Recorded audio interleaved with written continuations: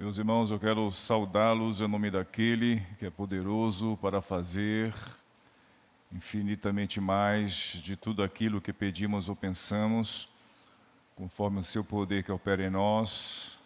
A Ele seja a glória na igreja e em Cristo Jesus, por todas as gerações, para todos sempre. Amém. Como é linda uma igreja, aliás, como é linda a igreja do Senhor. E como é linda uma igreja do Senhor centrada na palavra, que exalta as Escrituras,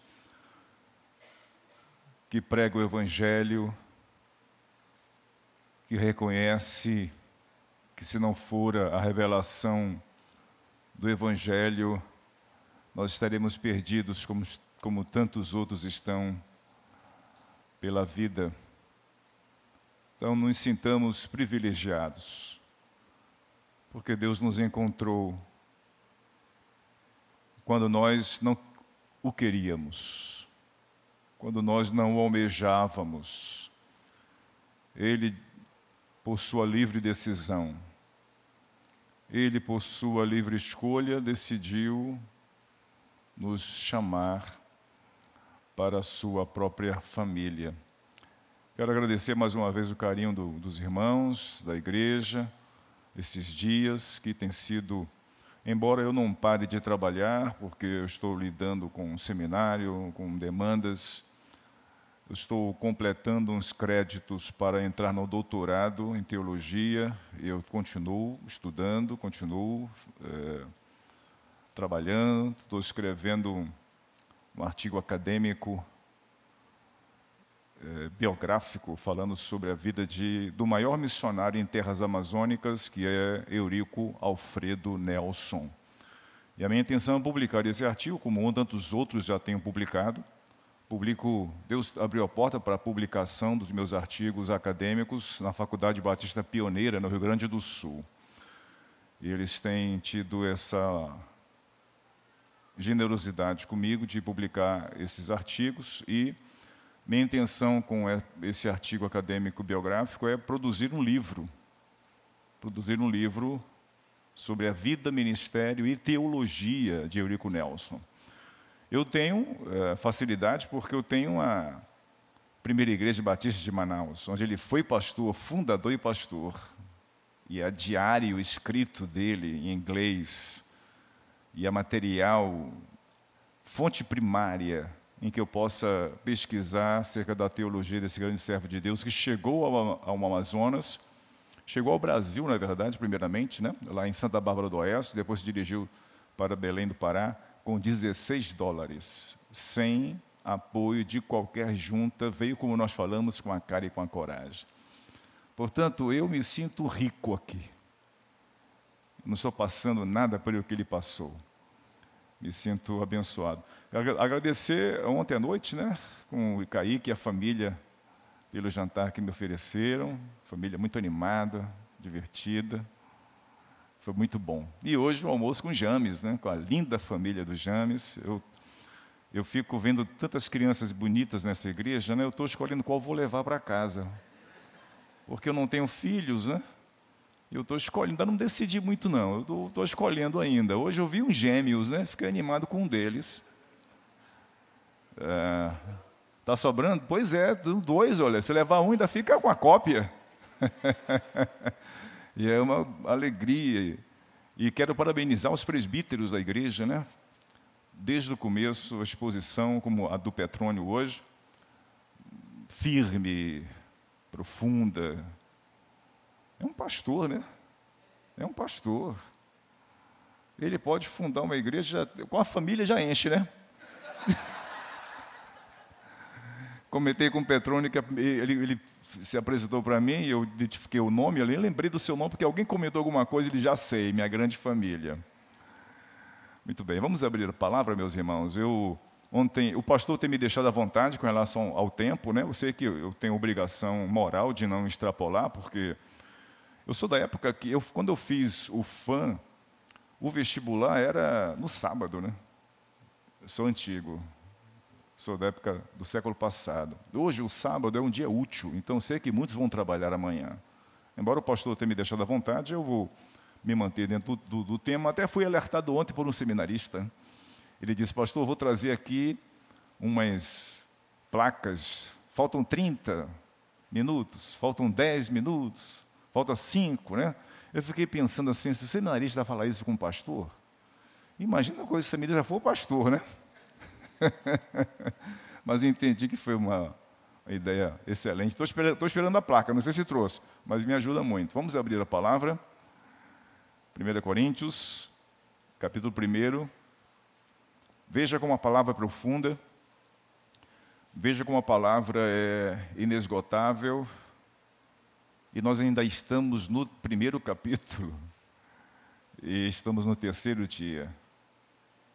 E passaremos um ano falando desse capítulo. É maravilhoso. A Bíblia é maravilhosa. Nós, não sei se você lembra, ontem nós falamos no parágrafo do versículo 18 ao versículo 25. E se você percebeu, eu acredito que sim, você percebeu que o foco desse parágrafo é a discussão de Paulo acerca da sabedoria. E ele está aqui se opondo à sabedoria humana. Não toda a sabedoria humana, porque Deus dá sabedoria aos homens. Quem somos nós? Quem seríamos nós se não houvesse penicilina, anestesia? Os homens descobriram isso. Eu, quando vou ao dentista, meu dentista, digo assim, cara, já vai começar direto? Cadê aquele gásinho assim que a gente respira? Estou esperando, não vou começar sem o gásinho, ficar numa boa aqui. O homem criou aquilo. Se eu vou pegar uma injeção com uma minha nutróloga, eu diz assim, tem uma geralzinho para eu deitar aqui na maca, porque dói muito essa injeção. Portanto, Deus não é contra a sabedoria. Ele está se opondo aqui àquela sabedoria que tenta chegar ao conhecimento de Deus por sua própria metodologia, seu próprio método. E nós comentamos isso, né, muito fartamente. Portanto, Paulo está colocando aqui que Deus condena qualquer tentativa humana de chegar a Ele através dos próprios expedientes. Por quê que Deus condena? Por que Deus não aceita o seu método para chegar a Ele? É porque Deus decidiu que seria por revelação. Se não for por revelação, não serve para Deus. E nós comentamos, né? Até saímos um pouquinho do texto, mas para ilustrar o caso do filho pródigo. Filho pródigo, que representa os publicanos e pecadores, e o pai, que representa Deus, e o filho mais velho representa os fariseus, no primeiro versículo do capítulo 15. O filho, ele representa exatamente a prepotência humana, como comentei ontem. Muitas vezes a gente olha para essa passagem do filho pródigo e a gente vê nas palavras dele, a gente diz assim, que rapaz humilde com essa proposta dele. Ele não queria mais ser filho, ele não queria ser mais tratado como filho, mas queria ser qualquer um jornaleiro, que era um trabalhador braçal dos mais baixos. Mas nós nos enganamos porque ele representa exatamente o contrário, a arrogância humana de dizer para Deus como tem que ser. Ele dizia para si, vou ter com meu pai, e vou dizer assim e assado para ele. E ele vai ter que acatar o meu método de regresso. Ele vai ter que aceitar a minha proposta, porque estou dizendo que ele tem que fazer. Então, primeiramente, vou dizer, eu não quero mais ser teu filho. Segundo, trata-me conforme os teus trabalhadores. Portanto, isso representa a absoluta arrogância humana de querer chegar ao conhecimento divino com seus próprios métodos. É assim que a igreja desviou-se a partir do segundo século.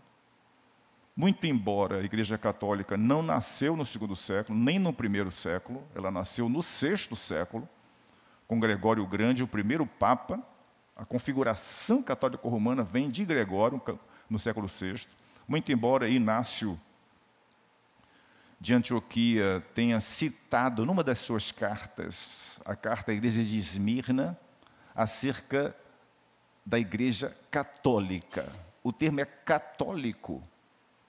E é claro que ele não se refere à instituição romana, ele se refere à universalidade do cristianismo. Mas os desonestos dizem que ali é prova que a Igreja Católica, prova histórica, que ela aparece no começo do segundo século, século de 107 depois de Cristo. Só que isso é uma desonestidade histórica. Porque o termo católico, katarolos, segundo o todo. Portanto, essa tentativa da teologia católica sendo construída, a teologia romana, é a tentativa do homem dizer para Deus como tem que ser. Toda teologia formatada é para o mérito humano. A salvação vem pelas obras, mérito humano. A salvação vem pelo batismo. Há uma regeneração batismal na teologia católica, mérito humano. Quando eu vou para a missa, porque lá Jesus morre na Eucaristia, quando o padre, o sacerdote, consagra a hóstia, mérito humano. Portanto, meus irmãos, isso não é novo. No mundo protestante, no mundo evangélico, acontece a mesma coisa. As pessoas querendo chegar a Deus, vocês próximos, Deus condena isso, porque Ele decidiu que teria que ser por revelação. Por isso que Paulo vai dizer aqui, nesse parágrafo que nós comentamos, essa ênfase. E o que mostra para a gente? É que, muito provavelmente, é possível inferir que a igreja tinha, além das rixas internas, das contradições interpessoais, além do sentimento de oposição ao apostolado paulino, havia, como uma cidade, embora reconstruída em 46 a.C., como uma cidade romana, o viés teórico era grego. Por isso que o mundo do primeiro século é classificado como mundo greco-romano, porque a política era romana, o exército era romano, o direito era romano, mas a cultura era grega. A cultura era grega. Portanto, a cabeça desses irmãos aqui era uma cabeça grega. E com a cabeça grega, a vanglória da sabedoria que eles tanto exaltavam, e junto com ela os seus líderes. Por isso que a ênfase aqui nesse debate acerca da sabedoria, da sofia, em que eles tentavam olhar para os líderes cristãos, como Apolo, como Cefas, como Pedro, como que fosse um filósofo grego em que eles tinham seus discípulos. É possível inferir, encontrar esse viés aqui. Por isso que a gente precisa refletir sobre nossa trajetória cristã. E hoje nós vamos continuar essa discussão, né? Porque Paulo está uma das propostas da leitura, como nós estamos fazendo, a exposição, é que existe um tema geral e subtemas estão linkados, né? Eu costumo dizer na sala de aula do seminário que não tem nada solto na Bíblia, está tudo linkado. Tudo linkado. Dentro de um texto como esse, do ponto de vista particular, como no geral da Bíblia toda. A Bíblia foi escrita, alguns dizem, cerca de 1.500 anos. Foi escrita por cerca de 40 homens. Na verdade, para ser mais preciso, a Bíblia foi escrita por um período de 1.100 anos. Por que 1.100 anos? Porque 1.000 anos entre Moisés e o mundo persa. Moisés, 1444 a 450 com Malaquias, já no período persa, 1000 anos. E os 100 anos do Novo Testamento. Por quê? Porque o intertestamentário não conta. Por quê? Porque não há revelação. Não há produção de texto sagrado. Então sai do século V, 450, para o século I. Porque há uns 400, em número redondo, anos, que não há profetismo como instituição divina. Cessa a Escritura. E a teologia católica se baseia maciçamente, exatamente nesse período, no período helenístico.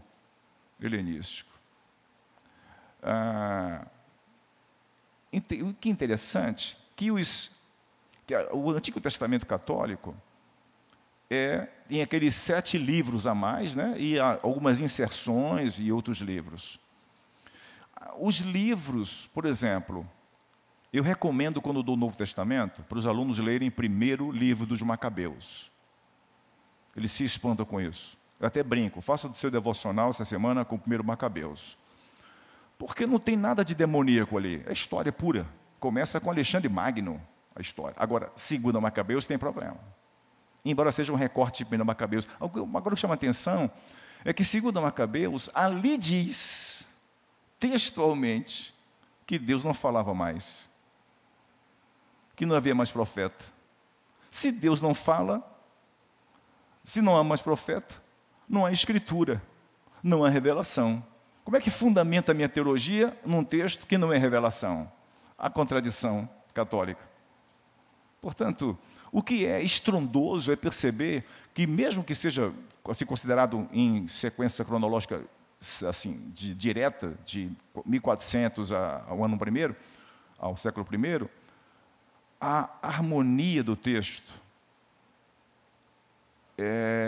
autores tão diferentes, desde estadistas como Isaías, até boiadeiros como Amós, e tantos outros, que nunca há uma contradição interna na Escritura. Agora vai ler um autor secular, ele se contradiz o tempo todo. O tempo todo. Vai ler, por exemplo, vai ler Calbart. Calbart, antes da guerra é um, depois da guerra é outro, da Segunda Guerra Mundial. Muda a teologia, porque são homens, a Escritura não. Supervisionado o tempo todo pelo Espírito Santo. Muito bem. Vamos, então, trabalhar com o parágrafo do versículo 26, terminando o capítulo 1. E eu disse que eu queria continuar ontem, porque tem a ver com o tema de ontem, porque já começa com uma conjunção conclusiva.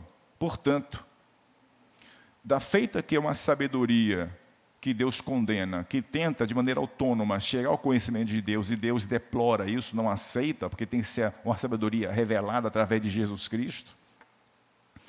Paulo diz, portanto, irmãos, considerem a vocação de vocês. Então ele vai trabalhar nesse parágrafo aqui, a gente vai trabalhar com esse parágrafo, e já vamos entrar no capítulo 2, de 1 a 5 hoje, tá certo? Senão a gente se atrasa.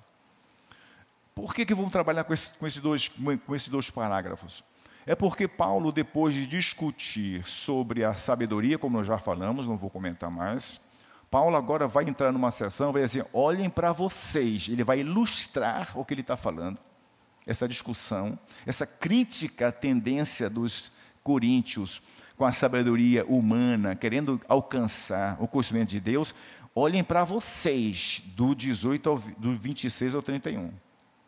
E no capítulo 2, de 1 a 5, ele vai dizer, olhem para mim.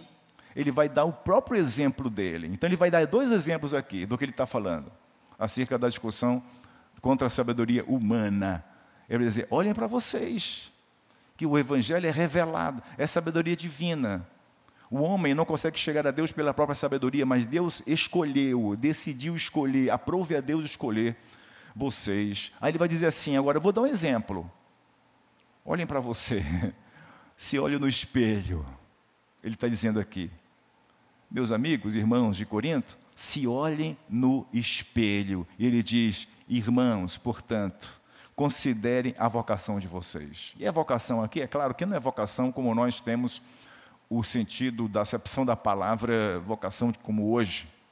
eu tenho uma vocação para o magistério, tenho uma vocação para a área de saúde. Não é essa vocação, porque a palavra aqui é kletos, é chamado. Ele vai dizer, portanto, diante dessa discussão, que Deus escolheu não é de quem quer. Eu aprendi uma frase no Seminário do Sul, onde eu estudei, acerca do ministério, que é uma segunda eleição. Sabiam disso? O chamado para o ministério é uma segunda eleição. Então, quem é pastor é duplamente eleito. Porque eu aprendi no seminário que no ministério não entra quem quer e não fica quem pode. Só entra quem Deus chamar. Porque o ministério é para maluco. É para maluco. Missionário da Meva são todos malucos. Não entra quem quer, não fica quem pode, irmão. Eu fico vendo pastores com tantos talentos, poderiam fazer qualquer coisa da vida. Eu estava numa fase difícil do ministério, na minha vida ministerial. Marquei um gabinete com um pastor amigo meu, já de uma idade, experiência de uma grande igreja. Aí eu falei, estou aqui, pastor. Diga, George. Pastor, estou pensando em largar a igreja. Ele disse para mim, eu também. Uma igreja de 800 membros. Mas como, pastor? Meu irmão, é o lado humano dizendo, na segunda-feira eu quero largar a igreja. Mas quando chega a sexta-feira, eu já quero ir para a igreja. Porque o ministério é assim, né? Não é da gente, é um milagre. É um milagre estar no ministério. Eu acho que essa frase também ela pode ser aplicável na vida cristã. No reino de Deus não entra quem quer e não fica quem pode. É de Deus chamar, é como diz Paulo, a igreja romana, é de Deus exercer a sua misericórdia. Por isso, meus irmãos, Paulo diz, olhem para vocês, se enxerguem. Vocês acham que tem algum atrativo na vida de vocês? Será que Deus escolheu vocês pelos seus lindos olhos azuis? Pelos seus títulos acadêmicos? Porque você fala bem, Ele ia te usar no ministério? Porque você tem um código de ética até razoável? Pelo contrário, Deus escolheu os piores, os improváveis, os que não têm condição nenhuma de barganhar com Ele, condição nenhuma de dizer, o Senhor faz um negoção em me salvar. Há certos cânticos que parece que Jesus está com pires na mão. Não é isso? Aceita, por favor, Jesus, Ele morreu por você, tadinho, todo ensanguentado. E agora, o que você vai fazer dele? Ele está com pires na mão. Se alguém tem que se importar com a alma, é você mesmo. E agradecer porque você está hoje aqui. Paulo diz, olhem para vocês. Paulo diz, portanto, irmãos, não existe esse portanto aí no português, né? Mas tem no grego, lugar. Pois, portanto. Portanto, irmãos, esse considerem aqui é olhem, vejam. Blepo, o verbo olhar, ver, enxergar. Veja a vida de vocês, olhem para a trajetória de vocês, olhem para a vida de vocês, olhem para o chamado de vocês, Paulo diz. Não foram chamados muitos sábios, segundo a carne, nem muitos poderosos, nem muitos de nobre nascimento. Observe isso. Paulo diz que não foram chamados muitos sábios. Ele está falando da sabedoria que eles têm a tendência de valorizar. Muitos sábios. Segundo a carne, isto é, sábios segundo os padrões humanos. Não muitos poderosos, gente de destaque. E nem muitos de nobre nascimento, isto é, gente que sem sobrenome. Gente sem sobrenome. É isso que nós somos. Deus nos encontrou nós não temos sobrenome para dizer, olha, meu sobrenome é... Acho bonito esse sobrenome, Nepomuceno. Escrever um livro com esse nome vai vender muito. Tupinambá, nome poderoso assim, bonito. Agora eu tenho Silva. Vai vender algum livro? Silva. Não vende, meu irmão. Ninguém dá valor a Silva. Agora Aristóteles, meu irmão, se for um médico que faleceu lá no Amazonas, hein? Aristóteles vai... Ele diz, Deus não olhou nada para ele, nada disso. Não olhou a tua família. Isto é, nada de recursos humanos deslumbram a Deus. Deus não está atrás dos sábios, não está atrás dos poderosos, dos que nasceram em berço de ouro. Porque se ele valorizasse isso, Jesus não teria nascido numa vila distante, o fim do mundo. Belém era fim do mundo. Não teria nascido em Belém. Teria nascido no pretório. Teria nascido na casa de César. Seria um César. Ou seria um senador romano, se valorizasse essas coisas. E ele diz, portanto, olhem para vocês, está vendo que essa tese de vocês de valorizar a sabedoria humana para alcançar o conhecimento de Deus, olhem para vocês não são nada. Não merecem nada. Isso não nos coloca os pés no chão, irmãos? Isso nos humilha? Um crente que entende isso, ele nunca vai bater de frente com outro irmão da igreja. Ele não vai querer se sobressair em cima da vida do outro. Ele não vai querer ser ninguém na igreja que humilhe o outro. Ele vai ser um cara mais humilde da igreja, porque ele sabe que ele está aqui não é por mérito dele. Tem gente que acha que Deus fez um negoção em salvá-lo. Eu contei para alguém uma história no almoço, acho que foi com o Bruno. Uma senhora, o pastor disse assim, irmã pode entregar o boletim à porta nesse domingo? Ela é nordestina. E eu tenho muito temor em comentar sobre o nordestino, porque eu sou casado com uma paraibana. Então, eu tenho lá os meus limites, né? Aí ela falou assim, oxe, pastor, eu não estou mais nesse nível, não.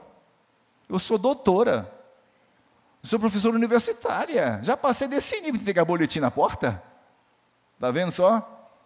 Essa acha que Deus fez um negoção em salvá-la.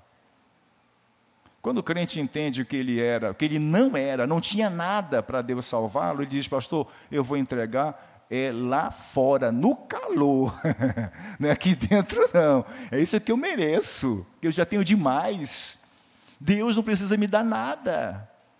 Eu não preciso ir para a igreja para me prometerem, parece terreiro de Umbanda, né? Marido o amor em 3 dias, e emprego e tudo. A pessoa que entende o que Deus fez por ela, meus irmãos, é a pessoa humilde, pisa no chão, sabe que não tem mérito nenhum. É como eu disse ontem à noite, eu sou casado com uma boneca, minha esposa é linda. Ela é mais jovem que eu, 15 anos. Ela conhece mais o mundo do que eu, foi até para a China. Eu não mandei a Ednilza para a China. Antes de ser advogada, ela era compradora internacional da Samsung, e ia para a China. Aí todo mundo que conhece a Ednilza fala assim, pastor, o senhor orou muito. Eu orei, meu irmão. Ela que não orou. Meu irmão, eu não posso tratar diferente essa mulher, porque eu nunca teria minha esposa amorosa como ela é, se não fosse por Deus. Quando eu relatei a conversa que eu tive com o Ítalo lá, conhecendo o ministério Meva, ela começou a chorar. Eu queria ter mais dinheiro para investir na obra. Queria ter mais recursos. Coração na obra, foi mensageira do rei. Portanto, meus irmãos, quando a gente entende isso, cai toda a vanglória, a vaidade, o orgulho. O pastor pode esquecer seu aniversário, não tem problema, pastor. Eu estou no reino de Deus. Alguém pode esquecer, com toda razão, o pastor tem muitos nomes para lembrar, mas eu fico me alegrando que o meu nome nunca será esquecido, porque ele está gravado no livro da vida. E acabou. Que bênção, viver assim, leve, vive leve. Traz uma nova liberdade, você não precisa empolgar ninguém, não precisa impressionar ninguém. Quando eu prego, eu me desvencilho de qualquer performance humana. Eu prego povão. Eu prego uma linguagem que todo mundo entende, eu brinco, enfim, brincar num bom sentido, né? Eu sou mais professoral do que pregador, porque eu sei que o mérito não está em mim. Eu era seminarista na igreja onde eu fui pastor auxiliar, que eu já contei, a Pepe de Pavuna. E um dos pastores auxiliares pregou a mensagem. E sabe aquele pregador que ele prega em cima de texto narrativo? E ele conta a história durante a mensagem, e não tira lição, não faz exegese, ele conta a história. Porque Davi atacou Golias. Meus irmãos, Davi teve muita coragem. Davi pegou aquela funda e foi gloriosa a vitória de Davi. É contando a história. E eu, como seminarista do Seminário do Sul, né, todo cheio de orgulho, de vaidade, porque eles colocavam pelo menos essa vaidade na gente. Dizem, vocês chegaram no seminário que forma a liderança batista do Brasil. Vocês estão na nata da denominação. Isso vai gerando pecador que sou. Começa uma vaidade, né? Eu comecei a avaliar aquele pregador, contando história, né? Cadê a exegese? Cadê a hermenêutica? Cadê a perícope textual? Cadê os prolegômenos? E comecei a pensar. Aí ele fez o apelo. 25 pessoas. Lá fazia apelo, as pessoas iam à frente. É um método, né? Lá tinha esse método. 25 pessoas foram à frente entregando a vida a Jesus. E como era o pastor, depois eu me tornei logo auxiliar, e eu cuidava da classe de doutrina, essas pessoas estavam lá. Aí eu mordi a língua, sabe? Eu mordi a língua, o que não é a performance humana. Eu era pastor da primeira igreja batista do Arpoador, no Rio de Janeiro, na Zona Sul. Deus me colocou lá. Fui pregar no domingo, pediram para eu ficar à noite. Eu tinha, não, tem que ir para Pavuna. Não, você vai ficar conosco aqui. Aí me convidaram, eu fui pastor de lá. Eu tinha diácono que tinha avião particular. Eu assistia fogos lá na Atlântica, num prédio onde ele morava, um diácono morava, um por andar, de frente para os fogos. Que a nossa igreja era no hotel.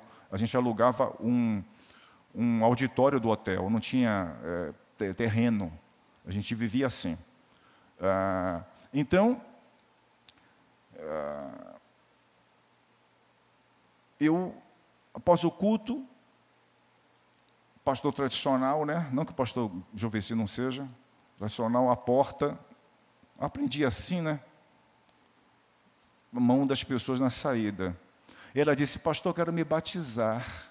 Quer dizer, eu quero ficar na sua igreja. É mesmo, irmã, já é cristã? Sim, eu estava desviada, eu quero voltar. Ah, que benção. A palavra foi poderosa, irmã? Não, pastor, não foi aqui não. Foi não. Na época, eu fazia o ERJ, a Universidade do Estado do Rio de Janeiro, fazia português grego lá. E eu descia do táxi, de ônibus, seja lá o que for, eu morava ali em Ipanema, na Praça General Osório, num prédio bem na praça, assim. Aí eu estava atravessando a praça, já umas 10 horas da noite, para ir para casa, eu vi uns irmãos com uma caixa de som defasada, assim, som feio, e o cara pregando, e misturava tudo, Apocalipse com Gênesis, com tudo, e falando português horrível, e eu passava assim, com vergonha daqueles irmãos, né? E eu perguntei, mas onde então que você se reconciliou? Ah, pastor, eu estava ali na Praça General Osório. Eu ia me matar. Mas o irmão estava pregando, eu me reconciliei com Cristo. Mordi a língua mais uma vez.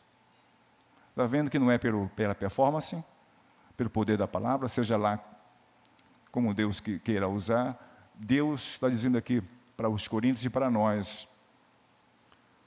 Paulo, se eu fosse escrever uma Bíblia, tem a Bíblia na linguagem de hoje, eu escreveria uma Bíblia na linguagem ultra contemporânea. Paulo diz assim: baixa a tua bola, crente. Olha quem você é e onde você está. Veja o que Deus fez por você. É o que Paulo está dizendo aqui. Não adianta ostentar sabedoria. Irmãos, considerem a vocação de vocês, não foram chamados muitos sábios, segundo a carne, nem muitos poderosos, nem muitos de nobre nascimento. Pelo contrário, olha só, pelo contrário. Deus escolheu as coisas loucas do mundo para envergonhar os sábios, e escolheu as coisas fracas do mundo para envergonhar as fortes. Por que Deus escolhe o contrário, né? O contrário. Por que Deus a proposta de Deus é contrária à de Friedrich Nietzsche? Nietzsche ele postulava o super-homem. Ele achava o cristianismo um formatador de crente, de ser humano fraco, de homem fraco. Um homem que, bem-aventurado os que choram, os que são pacificados. Não, ele dizia que o homem que prevalece é o super-homem. Hitler vai se basear em Nietzsche para a sua proposta nazista de dar a raça superior, a raça ariana alemã. Então, Deus aqui, veja que ele estabelece uma contracultura, né? Não é assim? Não prevalece o mais forte aqui na sociedade? Aqui é na igreja. Qual é a figura que a Bíblia traz para o Filho de Deus? É de uma ovelha. É de uma ovelha. Mas ninguém quer ser ovelha. Todo mundo quer ser leão. Quer ser o que ataca, o que ninguém mexe com ele, o que não leva desaforo para casa. Ele é o que não quer ser ovelha, porque ovelha é dócil. Ovelha é dependente. Precisa de alguém ela cresce tanto pelo que ela fica tão pesada, precisa ser tosada, né? Assim, tosquiada. Ela precisa ser protegida. E esse traz o sentimento de dependência. E ninguém quer, ser humano algum quer ser dependente. Veja a criança pequena. Ela quer atravessar a rua e quer largar a mão da mãe. Ela quer ser independente. Quando essa criança cresce, se torna adolescente, ela não quer mais dizer de onde veio. E não quer dizer para onde vai. Ela quer autonomia, ela quer independência. Quando esse adolescente casa, ele não quer dar relatório para a esposa, de onde veio, para onde vai. Não quer dar o celular para ela ver. Até que Deus coloca uma arteriosclerose na tua artéria, que você tem que deixar o celular com a tua esposa. Como foi o meu caso. Deixa meu celular com ela. Aliás, ela tem todas as minhas senhas, ela acessa minhas redes sociais, ela tem minha senha e tudo. Mas o pavor de muitos maridos é as mulheres terem o celular deles. Então, ore para Deus não te dar uma arteriosclerose, porque você vai ter que deixar tudo na mão dela. E ela vai saber tudo da tua vida. É melhor corrigir, então, a vida. É melhor, é mais fácil. A proposta é exatamente o contrário. Deus escolheu as coisas fracas. E olha só, Ele não escolheu pessoas e coisas que o mundo considera fraca. Deus escolheu as fracas. Deus escolheu as humildes, verso 28.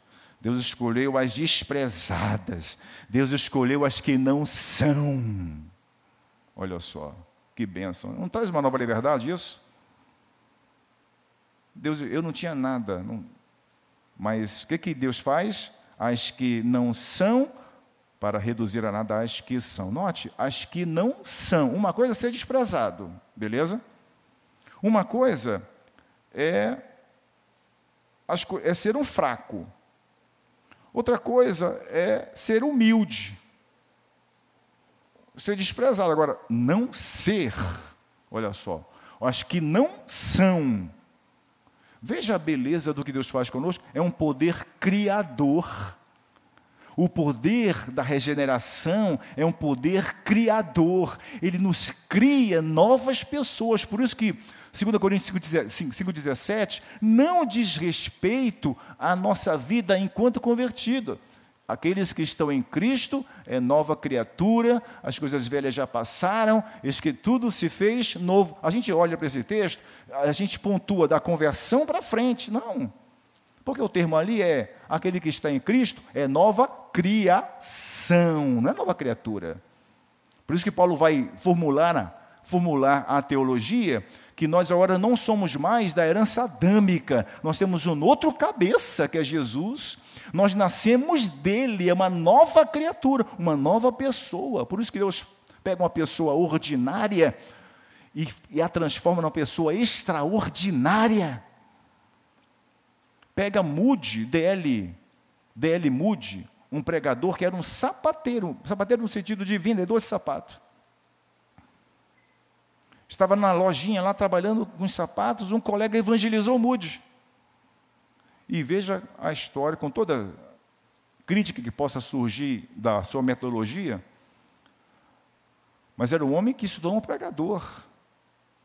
Quando ele foi pregar na Inglaterra, os pastores formados em Oxford boicotaram a campanha evangelística de Moody. Não foram, porque ele era um semi-analfabeto. Eu li uma biografia dele que trazia uns excertos dele, em inglês, claro, e a gramática zero, assim. Nós vai. O pessoal foram. É desse nível que Moody falava. E o biógrafo autorizado, um dos melhores biógrafos, John Pollock, diz que os formados em Harvard boicotaram a campanha evangelística de Moody. Mas ele diz, uma multidão esteve lá. Os acadêmicos não tiveram, mas uma pessoa esteve lá. A rainha da Inglaterra, ouvindo um semi-analfabeto. Deus torna uma pessoa ordinária uma pessoa extraordinária. Transforma um jovem que se entrega para missões e o transforma no linguista a ponto de descrever um idioma indígena. Meu irmão, isso é coisa extraordinária. Deus diz, Deus escolheu aquilo que não é.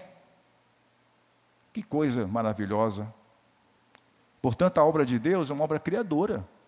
E nos faz novas criaturas em todos os sentidos. Para reduzir, finalizando o verso 28, para reduzir a nada as que são. Por que Deus faz isso, meu irmão? Porque a glória é toda dele, só serve assim. Só serve assim.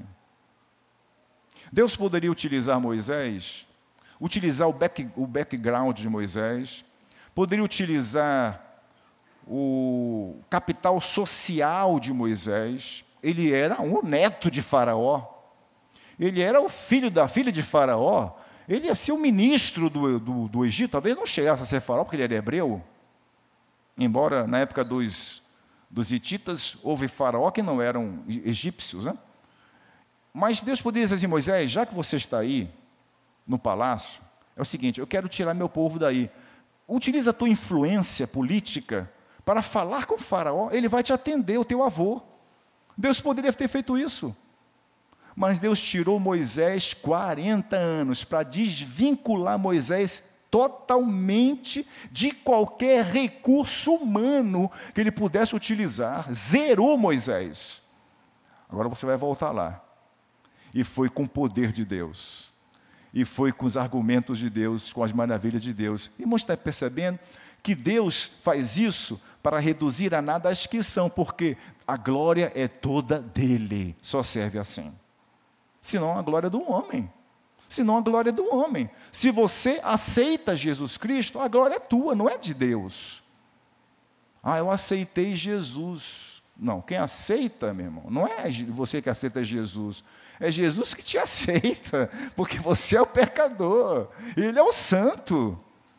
Ninguém aceita Jesus. Recebe, agradecido que ele faz por nós.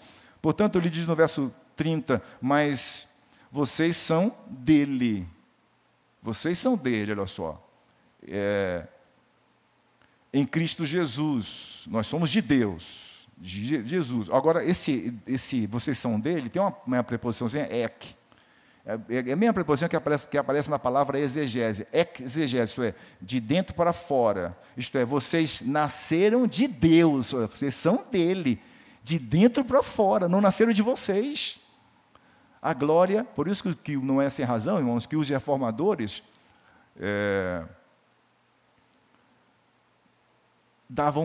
começavam a chave hermenêutica da reforma é a glória de Deus.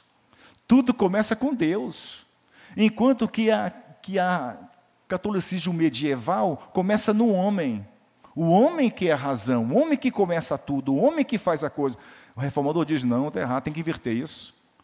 Começa com Deus, mas vocês são dele, em Cristo Jesus, o qual se tornou para nós, da parte de Deus, sabedoria, justiça, santificação e redenção, para que, como está escrito, aquele que se glorie, glorie no Senhor. Quero terminar aqui para a gente trabalhar com algumas lições, em cima dessa para não misturar muito, né, dessa primeira perícope,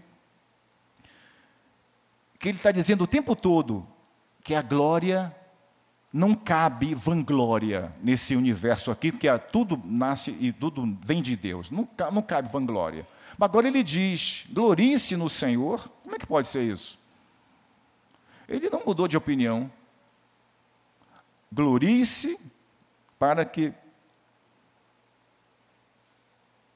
está escrito, aquele que se glorie, glorie em quem? No Senhor. Não é em si, nos seus feitos, nos seus métodos, na sua metodologia, o que faz, o que fez para Deus, não, é glorie-se no Senhor. Eu quero terminar, meus irmãos, eu acho que são 20 para as 9, pastor, não sei se é possível quebrar o protocolo da noite, eu queria fechar essa perícope aqui, dar 5 minutinhos, para você tomar uma água, um cafezinho, a gente retoma para a segunda perícope e encerra. Pode ser assim, hoje?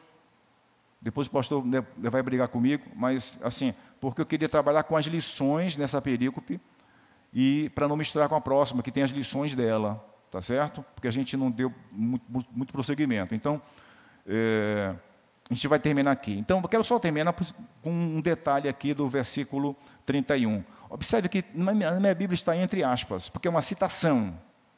É uma citação, não dá tempo de ler. Essa citação está em Jeremias, capítulo 9, versículo 23 e 24. Ele faz uma citação aqui, aquele que se gloria, glorie-se no Senhor. Tem duas lições aqui. A primeira é o fato de que a glória é sempre de Deus. E eu vou me gloriar nele, porque ele que fez a obra, não é em mim, no que eu faço, é no que ele fez. Segunda coisa que eu leio aqui. Essas palavras são de Jeremias. E são destinadas a Javé. É de Deus que ele está falando aqui. E Paulo aplica as palavras destinadas a Javé, a Jesus.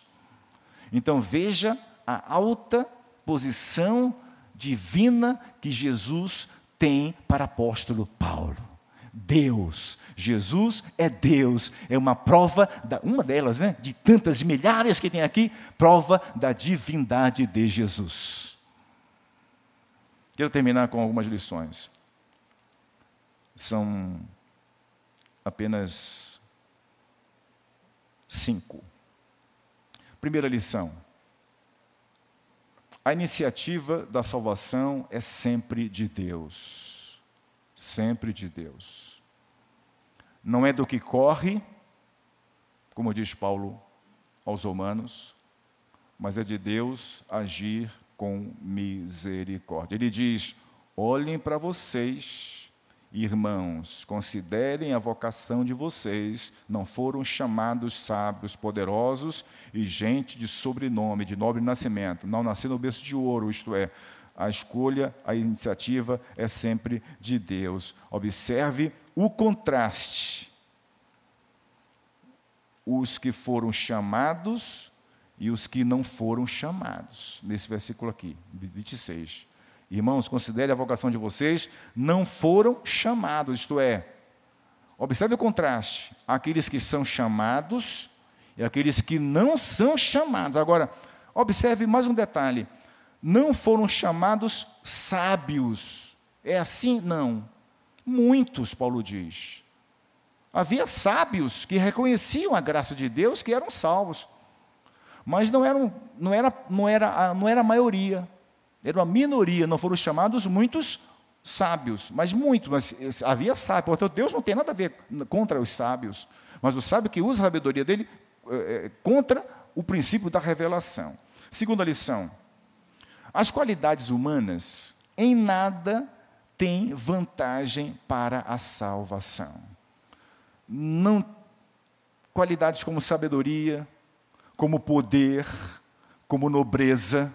Essas características, essas qualidades humanas não exercem qualquer vantagem na salvação, porque nós já vimos isso. Está no verso 26 ainda. Terceira lição. Paulo repete aqui o modus operandi divino. Deus é o Deus da contracultura. Ele pega o fraco, faz forte, pega o forte, faz fraco. Ele não se deslumbra com os fogos, com a pirotecnia humana. Ele não se empolga com isso. Ele faz o contrário, é a contracultura divina. E qual é o objetivo de Deus? Torcer a lógica humana. Torcer a lógica de humano. O homem valoriza o forte, o de nobre nascimento. Deus, nada disso. Por que Deus faz isso? Está no verso 29. A fim de que ninguém se glorie na presença de Deus. Porque a glória é somente dele. Ninguém pode dizer assim, eu estou aqui pelos meus méritos. Eu cheguei aqui porque eu fiz por onde. Eu estou aqui porque eu dei meus pulos. Ninguém pode dizer isso.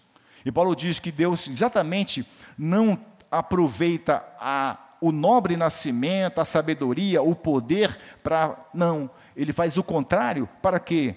A fim de que ninguém se glorie na presença de Deus. Ninguém pode. Quarta lição. Os salvos têm sua origem e atmosfera na pessoa de Deus e não em si mesmos. Mas vocês são dele, em Cristo Jesus, o qual se tornou para nós, da parte de Deus, sabedoria, justiça, santificação, redenção. Esta é a atmosfera que o crente vive. Última lição, toda a glória pela salvação é dada a Jesus, Deus. Para que, como está escrito, aquele que se glorie, glorie-se no Senhor. Podemos fazer um intervalo ou podemos ir direto, pastor? Você decide. Não, 5 minutinhos só para dar uma quebradinha. Mais uns 20. Posso ir direto? Beleza, então vamos direto. Deixa a oração para depois, então. Uma vez eu fui levar um missionário para almoçar na casa de uma família, a convite de um pequeno grupo. Aí o marido falou assim, e é costumeiro falarem assim, onde tem pastor, né? Ninguém ora, só o pastor que ora. Então eu vou convidar o pastor para orar. Aí ela, muito espontânea, falou assim, meu amor, o pastor está enjoado de orar. Pede para outro. Eu falei, menos Batista, menos, enjoado não, né? Menos. Paulo acabou de trabalhar pedindo para a igreja olhar para ela mesma, olha para o espelho, olha para a vida de vocês. Agora ele vai dizer, agora olhem para mim. Então, o que ele falou do parágrafo de 18 a 25, acerca da crítica da sabedoria humana, ele diz, olhem para mim, olhem para vocês. Vocês vão constatar o que eu estou dizendo. Agora, olhem para mim, que eu quero trabalhar agora com os 5 primeiros capítulos 5 primeiros versículos do capítulo 2. Então, como é que começa o capítulo 2? Irmãos, quando estive com vocês... Agora, tem uma palavrinha aqui, porque ele faz... que não está aqui, né? Que é uma expressão... que o grego ele tem uma tendência de contração. A expressão é kai ego, e eu também. Isto é, o que eu pedi para vocês olharem para vocês, vocês agora, e eu também estou incluído. É o que ele ainda diz na sequência aqui. E eu também. Kai ego. No grego, neste Aland, grego oficial, o grego contrai, né? É um contracto e faz um termo até meio chulo, né? Fica kago. Kai ego. Por isso eu vou tirar o termo muito feio e kai ego. E Paulo diz, o que eu pedi para vocês olharem para vocês, agora eu também estou incluído. Eu não estou acima do bem e do mal. Eu não estou fora da realidade que eu estou falando.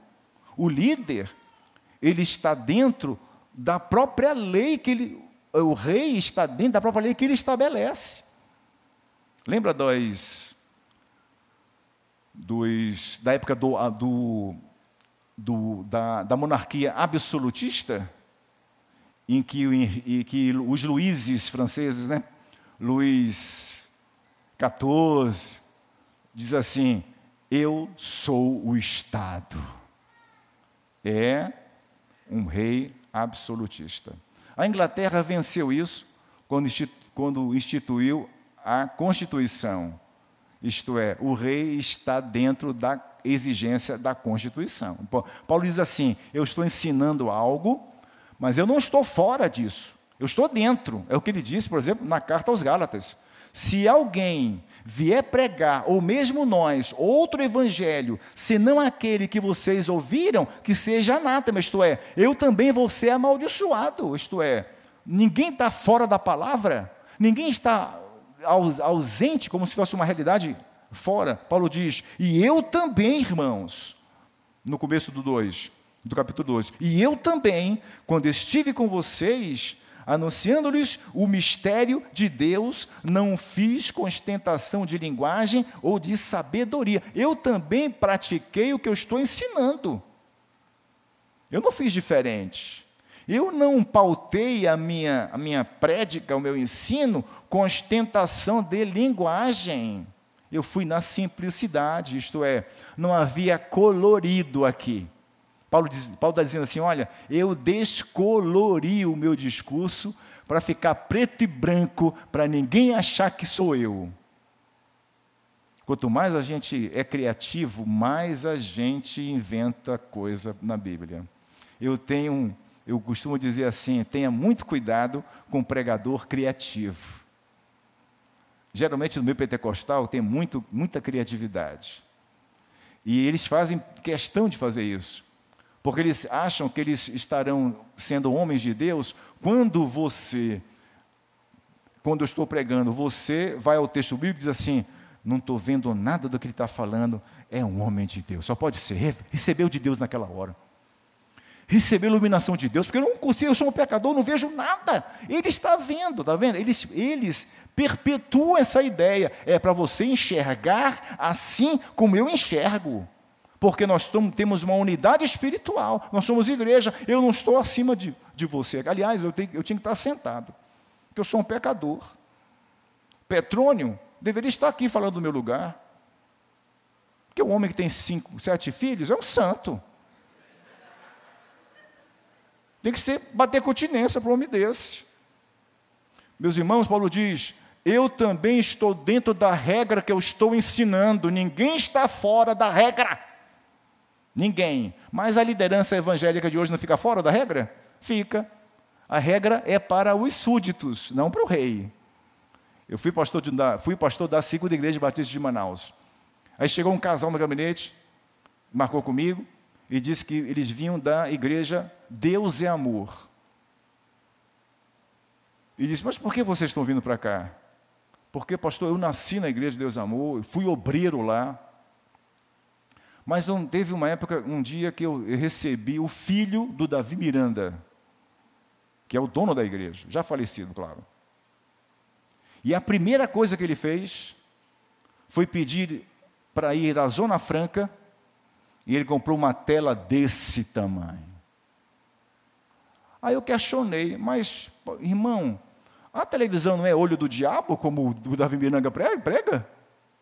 Não é olho do diabo? Isto é, era olho do diabo para os membros da igreja, não para ele. Ele estava fora da regra. ele se desencantou e saiu da igreja. Deus é amor. Paulo está dizendo, eu não estou fora da regra, eu estou dentro da regra que eu estou ensinando. E eu também,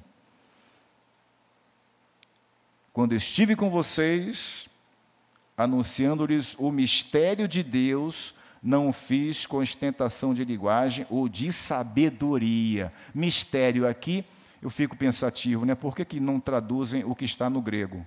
Mistério aqui é simplesmente martirel, é testemunho. E Paulo está dizendo aqui, irmãos, quando estive com vocês, anunciando-lhes o testemunho de Deus, isto é, a mensagem de Deus. Só que eu entendo que muitas ainda tem palavras na nossa Bíblia em português que mantêm resquícios da Vulgata Latina. Uma vez o pastor perguntou assim, pastor, eu não entendo. Logos não é palavra? Sim. As Bíblias na linguagem de hoje já trazem. No princípio era a palavra estava com Deus, a palavra era Deus, Jesus era a palavra de Deus, portanto o Logos está certo. Por que a minha Bíblia tem verbo? No princípio era o verbo. É resquício da Vulgata em latim, porque verbum em latim é palavra. É simples, falei para ele. A resposta é muito simples. Ele ainda diz assim, eu vou ver se o pastor sabe responder essa. É muito simples, irmão. Porque verbo em latim é palavra. Não tem a palavra, o termo verborragia. É aquele que fala com muitas palavras, poderia ser mais lacônico. Poderia ser lacônico, ele não é. Ele é verborrágico, ele é prolixo. É o contrário.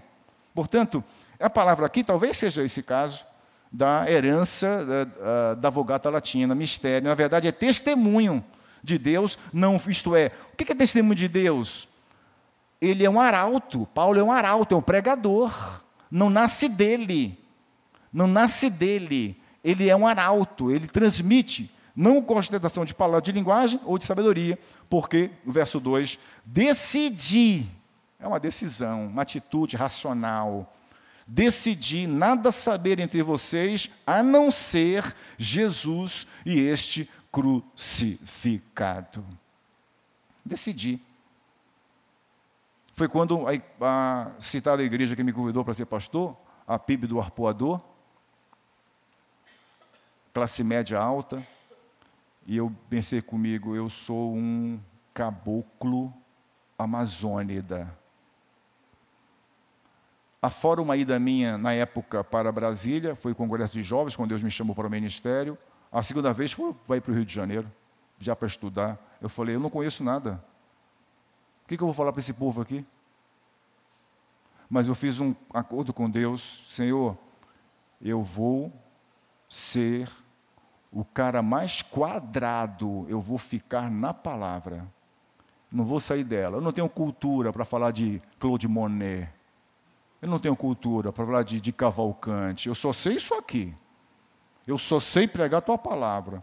Esse povo viaja o mundo. Gente com avião particular, com fábrica de vidro, morando em apartamento de um por andar, gente com escola das mais caras no Rio de Janeiro. Eu não sei falar nada de cultura, eu sei falar isso aqui. E eu fui exatamente porque eles me convidaram, porque eu ficava na palavra de Deus. Paulo diz, eu decidi nada saber entre vocês, a não ser Jesus e este crucificado. E foi em fraqueza, e ele vai contar a experiência dele, quando ele fundou a igreja, e foi em fraqueza, temor e grande tremor que eu estive entre vocês. Vocês viram que como Paulo chegou arrasado, irmão. Lembra da rota? Capítulo 16, ele está lá na Ásia Menor, lá na atual Turquia. Queria ir para Bitínia, não pôde, impedido. Queria ser para onde, não pôde. Teve uma visão do macedônio, entendeu que tinha que atravessar o Mar Egeu, atravessou o Mar Egeu, foi bater lá na Macedônia. Capital, Filipos. Foi perseguido, teve que sair fugido, foi para Tessalônica, fez a obra, fundou a igreja, teve que sair fugido, foi para Bereia, teve que sair fugido, deixou Timóteo e Silas lá em cima, lá no norte, desceu para Atenas, ministério fracassado, não tem relato de fundação de igreja, desceu para Corinto, ele chegou arrasado. Ele chegou desanimado, a ponto de Jesus aparecer para ele.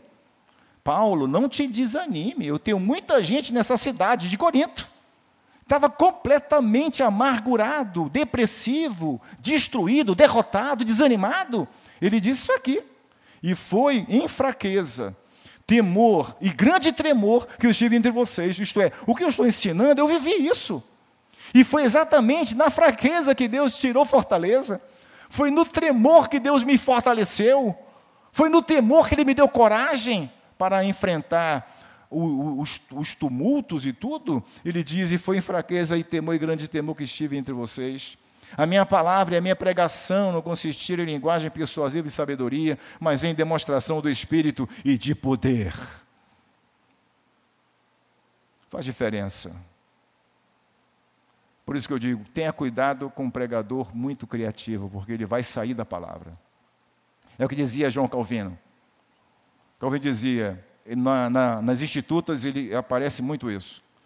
Ele vai explicar um texto, aí diz assim, olha, isso aqui eu vou até aqui, porque a partir daqui é mistério. Isto é, não foi revelado. Então não vou comentar. Não vou lançar a mão da filosofia.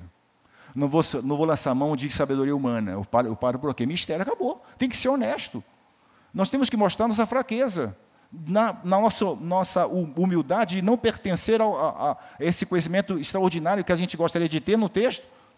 E Paulo diz, a minha palavra, a minha pregação, não sei se Paulo pensou em diferença, palavra e pregação, são termos diferentes, talvez palavra no sentido do discurso, pregação, conteúdo, talvez seja isso, não é claro. A minha palavra e a minha pregação não consistiram em linguagem persuasiva e sabedoria, mas em demonstração do Espírito e de poder.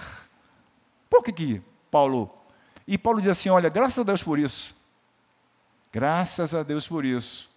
Para que, veja o propósito, para que a fé de vocês, que vocês têm, não se apoiasse em sabedoria humana, mas no poder de Deus. Eu tenho absoluta certeza que se há um crente nessa igreja, é porque Deus quis, porque eu não tive atrativo, colorido, glamour nenhum no meu discurso.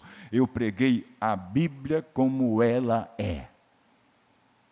Não inventei nada, justamente para colocar todo o mérito e a glória em Deus e não na minha performance. Eu quero terminar com algumas lições dessa passagem pequena. Que é a continuidade, lembra com a nossa proposta? Ontem ele falou da discussão de sabedoria, hoje ele vai pedir para a igreja olhar para si, e nesse texto, olhem para mim, isto é, nós estamos no mesmo barco, a glória é dele. Se tem que haver pirotecnia, é se ele quiser. Se essa luz tem que tremer, é ele que vai tremer. Eu não vou manipular nada, eu vou segurar o meu esboço e pregar secamente o que a Bíblia diz. Acabou. Isso traz uma liberdade para o pregador, porque ele sabe que os resultados não dependem dele. Da sua eloquência, da sua performance, da sua presença de palco, como os coachings dizem, da sua criatividade, da sua erudição, da sua educação, nada disso depende dele e da palavra. Então, a minha proposta é ser fiel à palavra, havendo resultado, a glória dele, não havendo porque ele quis, não haver resultado, acabou. Tirei um peso do meu coração, dos meus ombros, quando eu entendi isso há muitos anos. Quero terminar com algumas lições, na verdade, com uma única lição. Sobre a pregação do Evangelho. Paulo não se coloca como fora daquilo que ele está ensinando, como já disse. E ele fala aqui, tem falado do Evangelho. E ele fala exatamente como ele pregava o Evangelho. Ele olha para a experiência dele, o que ele fez, o que ele falou. Então eu tiro aqui uma lição apenas dividida em 3. A pregação do Evangelho, irmãos, tem conteúdo, tem forma e tem propósito. Isso aqui é uma aula diminuta de homilética. A pregação tem conteúdo, tem forma e tem propósito. A pregação não é discurso sem objetivo. Ela não é de qualquer maneira e ela não se baseia em qualquer coisa. Ela tem conteúdo, ela tem forma e ela tem propósito. Veja o conteúdo, Paulo diz, anunciando-lhes o martírion de Deus. Isto é, o conteúdo da pregação é o testemunho de Deus. o mistério de Deus, como na minha tradução. No verso 2, Paulo diz que a pregação dele, qual era? Jesus Cristo e este crucificado. É o conteúdo da pregação, não tem outro. Não há outro. Conteúdo da pregação, Paulo diz, anunciando-lhes o mistério / testemunho de Deus. No verso 2, Paulo diz que decidiu pregar somente Jesus Cristo e este crucificado. Este é o conteúdo da pregação. O pregador ele pode pregar em Abraão, mas ele tem que terminar em Jesus. Onde é que eu aprendo isso? Na pregação de Paulo no Areópago. Uma pregação teocêntrica, cristocêntrica, sem citar um texto do Antigo Testamento. Diferente da sua pregação em Antioquia da Pisídia, que ele cita demais o texto, porque ele pregou para judeus. Lá em Atenas, pregou para gente que não conhecia a Torá, a Tanakh. Não conhecia a Tanakh. Então não adianta citar, embora o conteúdo seja todo bibliocêntrico. E ele começa como? Começa com a criação, no discurso de Paulo, lá na Europa, começa com a criação, que Deus criou tudo, inclusive o homem, e não cabe aqui nesse templo, não cabe no templo, ele termina onde? No ressurreto. Termina com Jesus. O pregador, quando entende isso, ele não precisa se programar para fazer mensagem evangelística, porque toda mensagem ele vai tocar em Jesus. Toda mensagem. Eu já venci esse didatismo, esse segmentarismo de hoje eu vou pregar uma mensagem doutrinária, hoje eu vou pregar uma mensagem de consagração, amanhã eu vou pregar uma mensagem evangelística, amanhã vai ser... A mensagem é tudo. É tudo envolvido, porque quando eu prego, eu estou ensinando. Quando eu estou pregando, eu termino com a graça e com a cruz, eu termino com a graça. Paulo diz aqui que o conteúdo da pregação é Jesus Cristo, isto é, o Evangelho. Esse é o conteúdo da pregação. Mas a pregação também tem forma. A pregação também tem forma. É de qualquer maneira, ele diz, não o fiz com ostentação de linguagem e de sabedoria. Olha só, tem forma a pregação, humilde. A pregação tem que ser algo centrado em quem tem que aparecer é a palavra, não o pregador. É como disse João Batista, que eu diminua e que ele cresça. O pregador se esforça para isto, para que Deus seja glorificado. Ele está ali, na verdade, para glorificar a Deus. Quem prega, prega para glorificar a Deus, não a si mesmo, nem a sua performance. Ele diz, não o fiz em ostentação de linguagem. No verso, ele diz que ele pregou em fraqueza. Isto é, ele não precisa ser um grande orador, um retórico, né? Não precisa. Ele diz, minha palavra não consistiram em linguagem persuasiva de sabedoria, mas em demonstração do Espírito Santo e de poder. É a forma da pregação.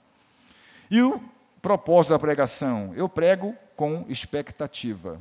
Eu prego com propósito. Eu não prego sem propósito. Eu não prego sem expectativa. E Paulo nos ensina isso aqui.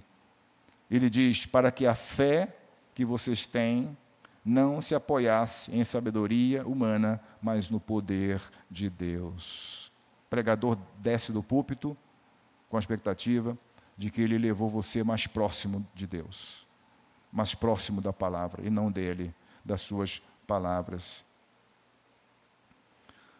A experiência de Paulo é a prova do seu ensino. Ele vivia o que pregava, o que ensinava, portanto, a própria experiência pessoal de Paulo é a prova da simplicidade e da eficácia do poder do Evangelho. A prova está no poder do Evangelho. Vamos orar? Passamos um pouquinho hoje para nos manter atualizados na nossa caminhada. Senhor, graças te damos por este belo momento de leitura de Tua Palavra. Nos ajuda a compreender o principal. Obrigado pela clareza do apóstolo Paulo, das suas palavras, e que na dificuldade da comunicação humana, o Espírito Santo possa, e que de fato é o pregador, o intérprete, aquele que vai colocar a semente da Tua Palavra na nossa vida, no nosso coração, para que saiamos daqui mais próximos do Senhor, amando a palavra, querendo devorar a palavra e vivê-la. É a oração que fazemos agradecidos, em nome de Jesus Cristo, segundo a bendita intercessão do Espírito Santo, conforme Romanos 8, 26, é que oramos. Amém.